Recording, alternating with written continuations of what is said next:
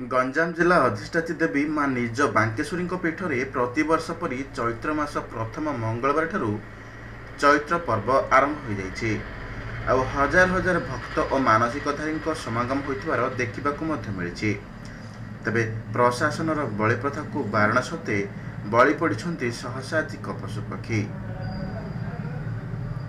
मां निज बांकेश्वरी दिगपहंडी ब्लॉक स्थित केरांडीमेल पर्वत रे अवस्थापन करिछन्ति मां बांकेश्वरी। किंबदंती कहे मां बांकेश्वरी हेउछन्ति लंकागढ़र अधिष्ठात्री देवी जे त्रेतया जुगरे रावणर औद्धत्यरे वितृष्णा होई खेमुंडी राज्य रे केरांडीमेल पर्वत रे आसी आश्रय नेले। परे परे खेमुंडी राजांकु स्वप्नदश देवा सह सेठार देवींक पीठ निर्माण होइथिला। आ सेही तिथि अनुଯାयी प्रतिवर्ष चैत्र मास प्रथम मंगलवार ठारू आरंभ करी विषुव संक्रांति पर्यंत मांकर चैत्र पर्व चली थाए। प्रत्यक्ष देवी बोली लोकंको विश्वास रही।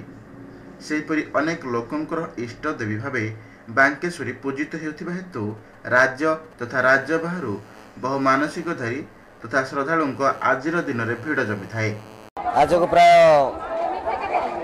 मो व्यवसाय हिसाब से दीर्घ 30 वर्ष काल ये व्यवसाय कर माँ बांकेश्वरी कृपार बर्डमूला प्रति वर्ष जो दोल पूर्णिमा उपलक्षे यात्रा होती लक्षाधिक लोक जमा होती। आते विभिन्न प्रकार वाणिज्य मेला ये गढ़ी उठी थाए। लोक मैंने ये माँ का दर्शन करने संगे संगे विभिन्न द्रव्य क्रय करते।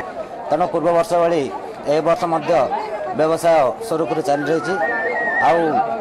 लोक संख्या आशानुरूप ठार अधिक व्यवसाय बर्तमान भल अच्छी। मानसिकधारी माने निजर मनस्कामना पूर्ण हेले मां निज बांकेश्वरी पीठ को आसी निजर शिशुर उत्तर उत्तर उन्नति तथा पारिवारिक उन्नति निमते मुंडन करथिबा सह छाग पक्षी बलि देइथांती आ प्रसाद सेवन करिथांती। तबे प्रशासन पक्षरु बहु कटकणा रखा जाइतिले मध्य देवी पीठरे बलि प्रथारे अंकुश लगा जाय पारु नहीं।